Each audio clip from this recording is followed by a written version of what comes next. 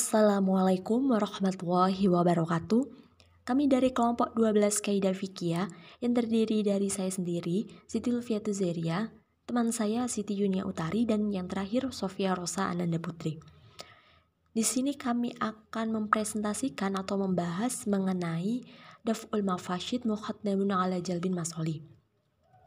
Yang pertama kita bahas yaitu definisi Daf'ul Mafasid Muqaddamun ala Jalbin Masoli.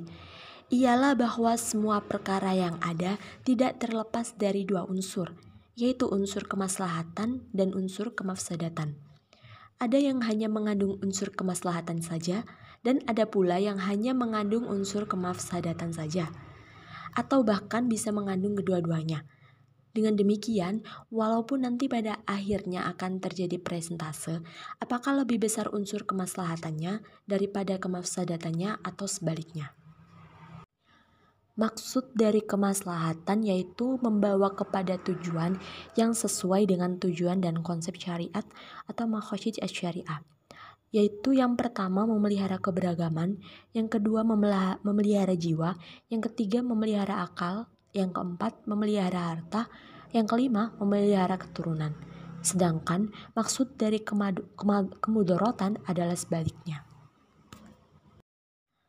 Untuk selanjutnya yaitu dasar hukum Daf'ul Mafasid Muqaddamun ala Jalbin Masoli yang tertera dalam Al-Quran surat Al-An'am ayat 108 yang berbunyi Bismillahirrahmanirrahim wala tabussul ladina yad'una min dunillahi fayabussullaha adwan bighairi ilm, yang artinya, dan janganlah kamu memaki sesembahan yang mereka sembah selain Allah, karena mereka nanti akan memaki Allah dengan melampau batas pengetahuan.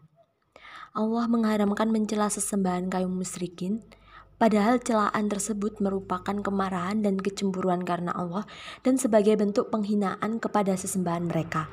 Musababnya, celaan tersebut merupakan pengantar munculnya celaan mereka kepada Allah, dan maslahat tidak dicelanya Allah Subhanahu wa Ta'ala itu lebih besar daripada maslahat celaan kita pada sesembahan mereka.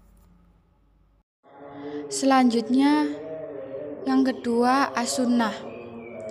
Dari Al-Miqdad bin Al-Aswad bahwa dia memberi kabar kalau dia telah berkata, "Wahai Rasulullah, bagaimana menurutmu jika aku bertemu dengan salah seorang dari kaum kafir, lantas dia memerangiku?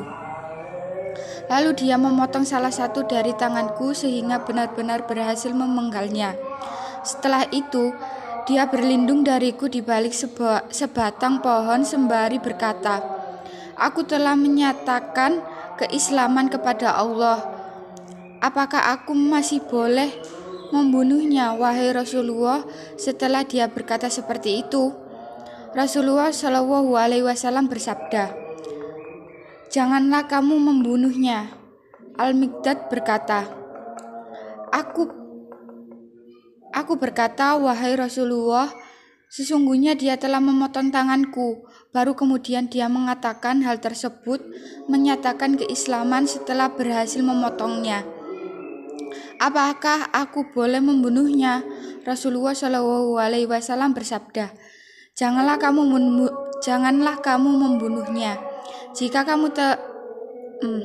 Jika kamu tetap saja membunuhnya, maka dia sama dengan statusmu sebelum kamu membunuhnya, sedangkan kamu sama dengan statusnya sebelum dia mengucapkan kalimat yang dilafalkan tersebut.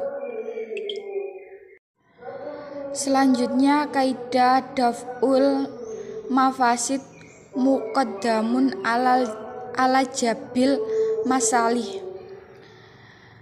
Dar'u mafasidi mutaqaddamu ala jalbi masolihi. Artinya,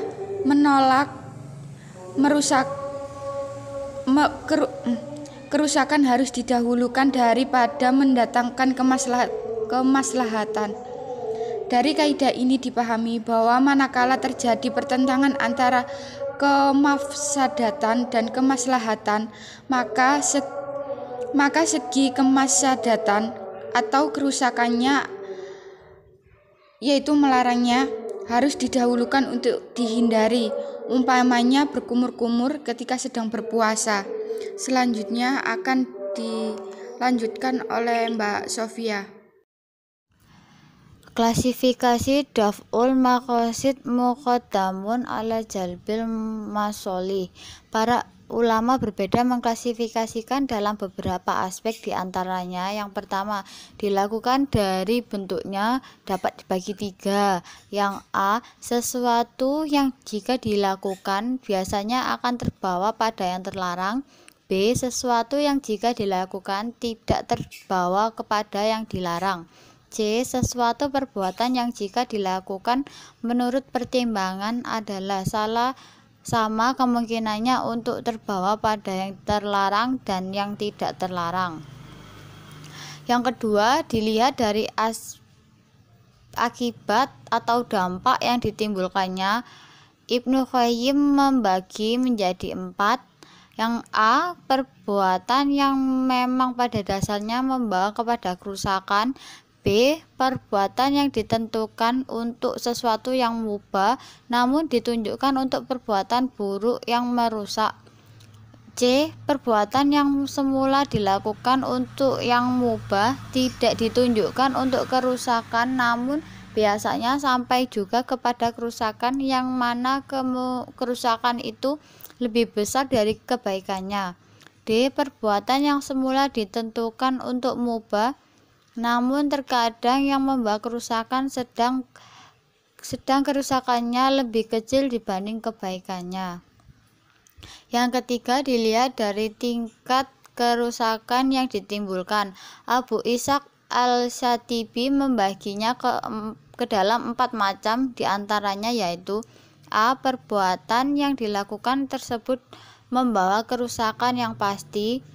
B, perbuatan yang boleh dilakukan karena jarang menggunakan kemafsadatan.